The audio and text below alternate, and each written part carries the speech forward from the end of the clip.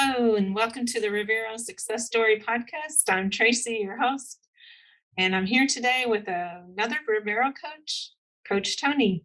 Hi, Tony. Hey Tracy, how are you? I'm doing great, thank you. I wanted to begin by asking you what was your life like, your health conditions, and the foods that you ate prior to coming to a meat-based diet?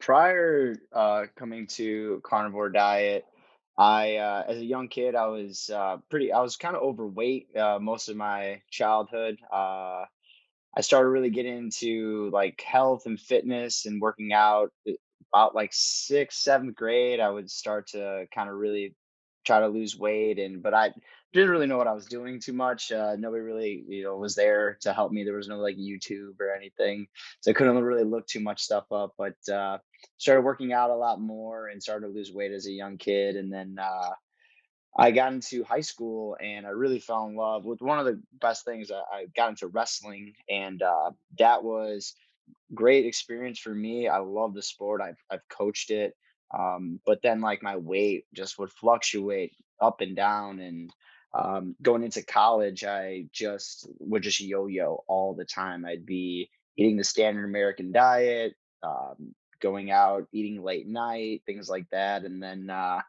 I tried vegan for a few years.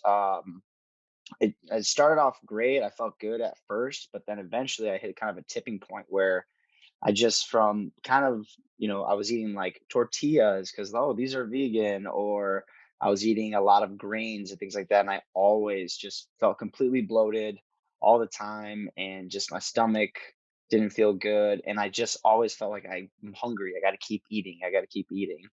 And then keto, I kept hearing, "Oh, keto diet," and started looking into that a little bit, and did a little bit of research on it. I said, "Okay, this is a lot of the foods that I like to eat."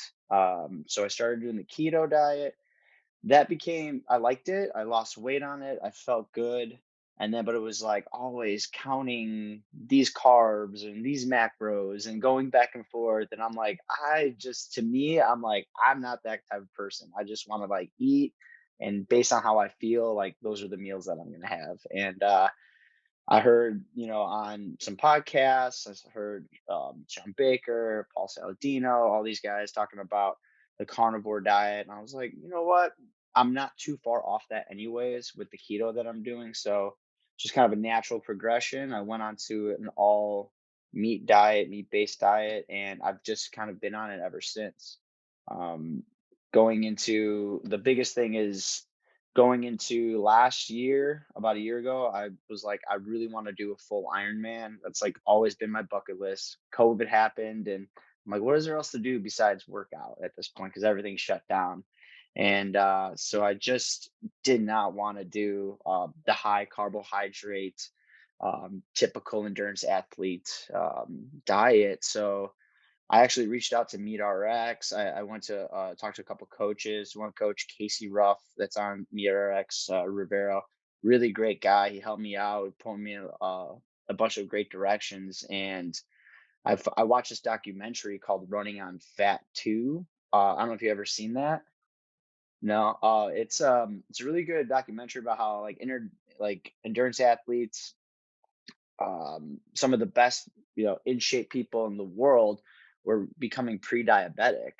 And, these people are super fit, super quote unquote healthy, but just the years of having a bunch of high carbohydrates and the goos and the gels and things like that. So, um, they talked about how they transferred over to being more of a fat adapted athlete and all the benefits that came with that. So I took like about a year of training. Just I'm going to train carnivore.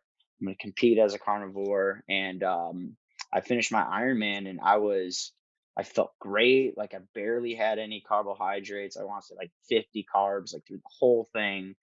And at the end of my race, was I was talking with some people, and they're just like, we had to go to the tent to eat at the end, and they're like, I can't even look at food right now. I've had so many gel blocks, I'm gonna throw up. And right then and there, they're like, "Oh, how many gel blocks did you have?" I'm like, "None." They're like, "What did you eat?" I go, "Well, I had like like a macadamia nut fat bomb, and then I had like two other things, and I'm like that's pretty much it. And they're like, what? And I was like, yeah, I'm doing this fat adapted thing. I'm trying to, I'm on carnivore diet, and they could not believe it. They were just like, are you serious? I'm like, yeah, I really didn't eat that much. I felt great. So I've been on that path ever since, and tweaked, my diet here and there based on my training. But that kind of is like kind of the progression from like vegan to vegetarianish to keto, and then I finally found my way onto the carnivore diet. Wow, that's incredible. You did a really great job then with teaching them how they could do carnivore and do the Ironman too. Oh yeah. That's awesome. So you found out about the carnivore diet from being keto, you said, right? And did you have Mhm. any transitional issues when you went to carnivore or when you went to keto, either one? I guess during keto, that was, I guess, the quote unquote keto flu kind of. I had it for like really not that long. I just kind of felt down in energy a little bit. I was going to the bathroom more than I wanted to.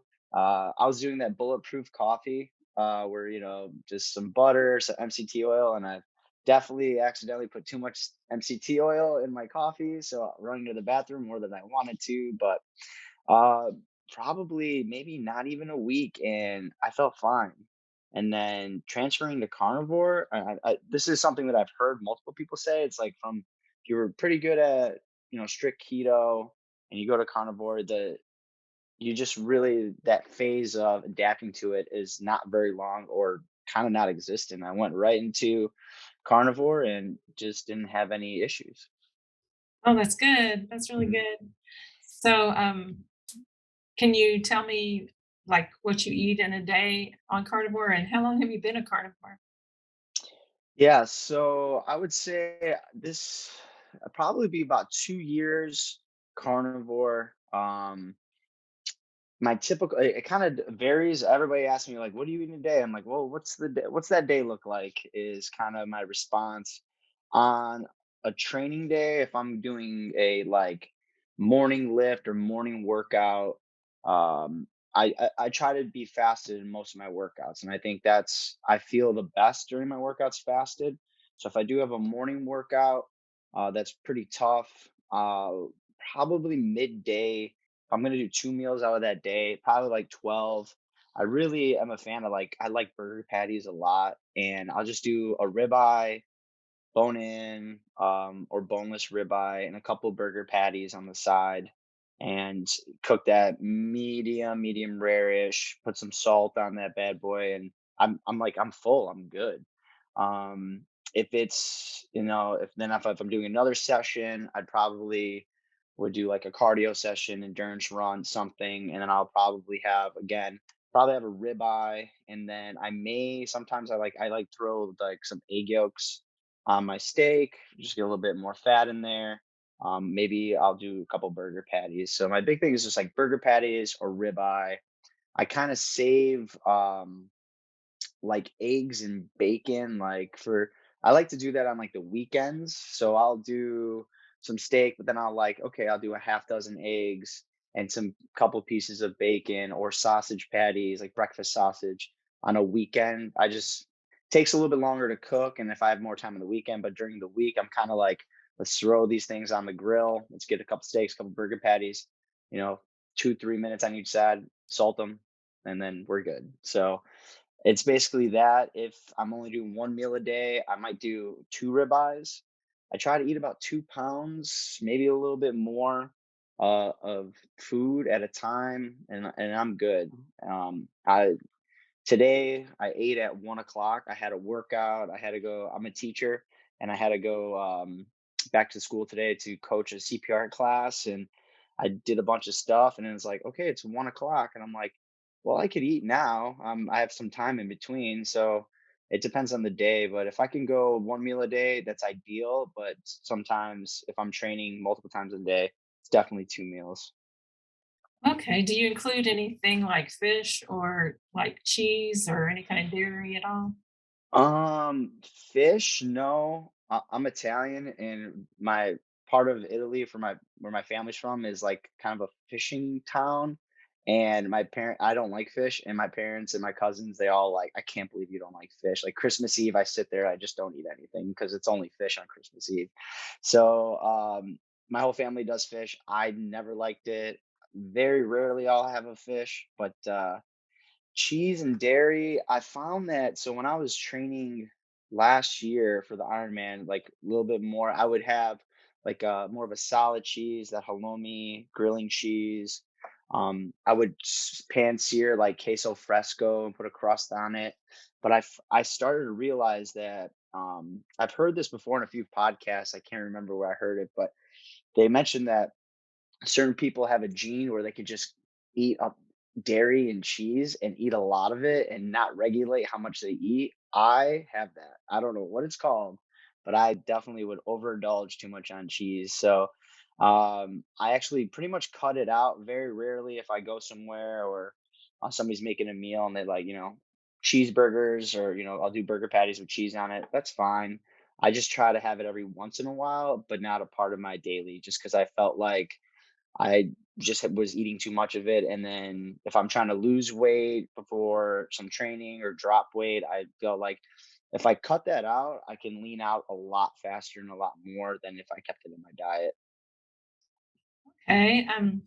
So tell me, what is your go-to drink? Do you drink mostly water, or do you still drink coffee or any other Oh, beverages? yeah, coffee. I am definitely on the coffee bandwagon. I love coffee. It's like within 5, 10 minutes of me getting up, I like to have coffee. And it's not really, honestly, it's not like I need the energy. I just always enjoyed it. We had coffee when we were kids. Like our parents would give us coffee and espresso and stuff. So I like to wake up. I'm coming right out of bed. I usually just wake up. I don't. It doesn't take me very while to get acclimated to the day. I'll grind some beans. I'll do like heavy cream. I'll just put a little bit of heavy cream. Sometimes I put in, if I want something a little bit more tastier, I'll put like a powder in there, and then like a chocolate collagen powder, and then put it in my thermos, shake it up. I'm out the door. I definitely, after that, I'll just drink black coffee if I'm having coffee for the rest of the day. Very rarely will I put more cream in it after the morning time. I just like to get something in. But for terms of anything else that I drink, LMNT, it's like electrolyte based. It's like 1,000 milligrams of sodium. It's got potassium and magnesium. To me, I feel like it's the best electrolyte. I've had a bunch of different ones. I've tried Liquid IV and a couple other things, but for some reason, I just think LMNT. I feel better on it. I feel like I have more energy. Um, I like the taste of it. It really helps my workouts, especially if I'm going on a super long run, because it has the magnesium and the potassium. I don't really cramp up or anything. I feel good. I can go, and that's the best thing about being a carnivore and being fat adapted. I can go, okay, I'm going to go on my wake up, maybe have a little coffee, go on a 2 hour, 2.5 hour run. And all I got is like a couple packages of LMNT and a water bottle. And I'll go out for a few hours if I feel I need it. I'll just go to like a Starbucks, "Hey, can you fill this up?" And they'll fill it up with water, and I'll just put my element tea in there, and I'm good to go. And I don't really even need to eat because I'm running off my body fat. So that electrolyte would be the one that I use the most. Okay, I see what you're saying. Yeah, electrolytes are pretty important too when you're working out and everything. Hmm. I wanted to ask you, like, can you tell me how your health conditions changed after you went like keto and carnivore? Did you, I mean, you knew you struggled with your weight, but then you did the Ironman, so I know you made a big improvement. Can you explain any of that? Yeah, there's a few things that I kind of, as I was going through it, I had to think back because I kind of started taking them for granted. I would say my mood and my energy. I'm always like a happy person regardless, but I just felt just my mood is always great and I feel amazing, and I don't have like that mental clarity that people talk about. It's like I think about, I'm like, yeah, like I thinking back to when I was on the heavy carbohydrates, like I definitely didn't have the mental clarity that I do now, and definitely don't have the abundance of energy. The number one thing that I tell everybody is my relationship with food. That's been the biggest one for me. I mean, everything else is great, but coming from somebody who struggled and yo-yo dieted, and I wrestled, so I like sometimes I've had to cut weight, and I can't eat this, I can't eat that, or I shouldn't eat this. And now I'm at a point where I eat until I'm full. Like I can eat as much as I want. I'm full. My body regulates that, and I'm like, okay, I'm done. I'm satisfied. Whereas before it was just like I would overindulge on, pizza and things like that because I could just continuously eat that and never the signals never register like, hey man, you're full. Like you should stop. But the relationship with food, um, I had belpharitis. I'm probably saying it wrong. I always pronounce it wrong. Belpharitis is where you have inflammation in your eyelids, and for some reason, maybe in my like late 20s, early 30s, I started getting that and my eyes would get red every day. I would get styes in my eyes would blow up. They would put me on doxycycline for 2 weeks at a time. And literally, like every few months, they would put me on doxycycline. And I would just have terrible stomach aches from it. And it really messed me up. And I just didn't want to be on that anymore. So then eventually, after going to carnivore, I just so happily realized I haven't had an eye flare up in forever. There are days where like it is a little red here and there and a little like teary eyed in the morning, but that's few and far between now. Whereas it was going every 2 months. I'm just waiting for this to flare up so I can go to the doctor to get more antibiotics.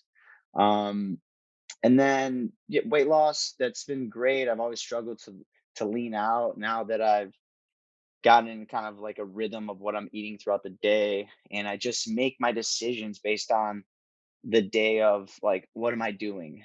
Do I need to eat twice today? Or is it like, hey, I'm not doing too much. It's a recovery day. Just have one meal. Or sometimes I even will fast. I'm like, you know what? I'm really not even hungry. I might just not even eat today. I just feel like I'm going to fast and focus on other things. I don't have to focus on food all the time. That's before I'm like, and I know a lot of people like, hey, it's 10 o'clock. I haven't eaten since breakfast. And then it's lunch. I haven't eaten yet. I got to eat. And then I got to eat and I got to eat. And I'm like, I'm okay. Like I have a busy schedule from day to day, and I'm like, if I miss my meal, I'm not freaking out. I'm like, okay, I'll eat later, no big deal. So those are the things that have just been as I've been going through the carnivore that I kind of feel like I take it for granted now because it's just a part of my daily regimen. Yeah. Wow. You look really great. I can always Thank see you. it carnivore in people when they look so much healthier. So Thank you. since you're welcome. And since you're a Hmm. coach at Revero, can you kind of tell me your coaching strategy if someone came to you and they wanted to begin this diet? What kind of strategy would you use to help them? Yeah. So the biggest thing for me is again, I was a person that I didn't really know what to do, what to expect, and I kind of just used myself as uh, kind of a guinea pig, if you will. And my thing is, okay, what is your goal? What do you want to achieve? Like, is it just like I really want to lose weight? I'm doing it for health benefits, what have you? And say, okay, let's break that down. What's your timeline? Like, is this going to be a forever thing, or is this something like I just want to look good for the summer? Like I want to know those things. I want to have them start to internalize all the things that they want, but make it a lifestyle and make it a choice that they want to do and feel comfortable with. Now, for me, it's like I like vegetables every once in a while. If it comes, if I go to steakhouse and they put mushrooms on my vegetables, I don't freak out. I'm like, oh, I'll have the mushrooms. And I want to be uh the coach that you can lean on to be like, yeah, that's okay. Like if you want to have things every once in a while, that's fine. Whatever works for you. Let's find out what works for you and what can get you to your goals. We don't have to be super strict where it's like you can eat this and that is all. I think, and again, if you're super strict with anything, you're not going to stick with it. And I want to be kind of somebody that, because I've been through it, give my advice, help them along. I'm a personal trainer. I'm a PE teacher. I'm a fitness coach. Yeah, like the diet's a piece of it, but holistically, I want to help you, with your exercise routine. You know, Obviously, if you want to do this for athletic performance, I can help you with that. Or it's like, all right, you don't have any experience with exercise. Let's start at the base level. Let's just be active. We don't have to go and just hang and bang in the gym and we have to deadlift a bunch of weights. We don't have to do that. Let's find things that you like to do. Let's do that and let's make it fun. Let's make your food fun, your workouts fun, and you're going to be happier. And that's my biggest thing. Let's get people healthy and happy, and I see all positives from that, so but that's the way I look at it. Wow, that's a great strategy. Mhm. That's really cool. So, thank you so much, Tony, for coming and sharing your success story with us. I don't know if there's anything else you want to add, but I think that people should really consider you as a good coach if they need some help. And Appreciate it. I Yeah. know you do really well with them. So, Yeah, and thank you for putting this out there and just getting information to people, and doing everything that you guys do at your end. It's awesome. oh, of course, of course. So you have a great day. All right, you too. Take care. Bye bye.